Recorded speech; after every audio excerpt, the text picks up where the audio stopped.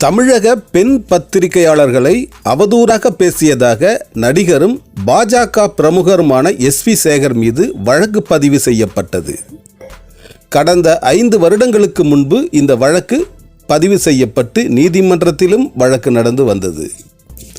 இந்த நிலையில் இப்போது இந்த வழக்கில் தீர்ப்பு கூறப்பட்டிருக்கிறது. சந்தேகத்திற்கு இடமின்றி எஸ்வி சேகர் மீது சுமத்தப்பட்ட குற்றச்சாட்டு நிரூபணம் செய்யப்பட்டிருக்கிறது.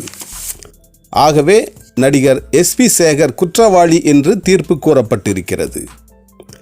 இந்த வழக்கில் நடிகரும் பாஜக பிரமுகருமான எஸ்வி சேகருக்கு 1 மாதம் சிறை தண்டனையும் 15,000 ரூபாய் அபராதமும் விதிக்கப்பட்டிருக்கிறது.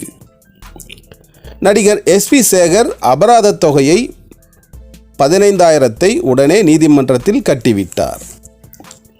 மேல்முறையீடு செய்ய அவகாசம் அளித்து தண்டனையை நிறுத்தி வைத்துள்ளது நீதிமன்றம். எஸ்வி சேகர் தனக்கு விதிக்கப்பட்ட தண்டனையை எதிர்த்து மேல்முறையீடு செய்யவிருக்கிறார். மேல்முறையீட்டில் என்ன தீர்ப்பு வரும் பொறுத்திருந்து பார்ப்போம். சித்தார்த் விஷன் சேனலை சப்ஸ்கிரைப் செய்து கொள்ளுங்கள்.